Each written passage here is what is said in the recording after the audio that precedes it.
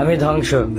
এই জীবনে যতটুকু দুঃখ আমি পেয়েছি, সত্যি বলছি, তার এক বিন্দু পরিমাণও বহন করার শক্তি আমার ছিল না।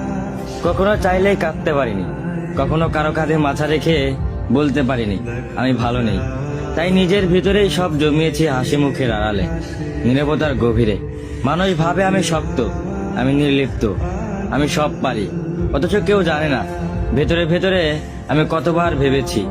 একা রাতে বালিশ ভিজিয়েছি, চোখের জল দিয়ে গোপনে যুদ্ধ চালিয়ে গেছি। আমি নিজেকে এতবার জোড়া লাগিয়েছি যে এখন নিজের আসল রূপটাই ভুলে গেছি। কখনো ভাবিনি হয়তো এই দুঃখগুলো সামনে নিতে পারবো, হয়তো সময় ঠিক করে দিবে সবকিছু। কিন্তু বাস্তবতা হলো আমি আয়ত্তের বাইরে দুঃখ ধারণ করতে করতে এখন নিজেই ধ্বংস হয়ে গেছি।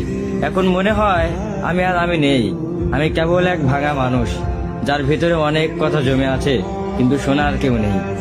সবাই বলে খারাপ সময় সবসময় থাকে না, সময় ভালো হয়ে যাবে, কিন্তু কেউ বোঝে না সময় শুধু ক্ষত তৈরি করে, সেগুলো শুকায় না। আমি এখন কেবল একটু নীরবতা, মুখে হাসি, চোখে অন্ধকার আর মনে একরাশ দুঃখের বোঝা নিয়ে প্রতিদিন বেঁচে থাকার অভিনয় করে যাই। আমি ধ্বংস হয়েছি, তবু মুখে বলি আমি ভালো আছি।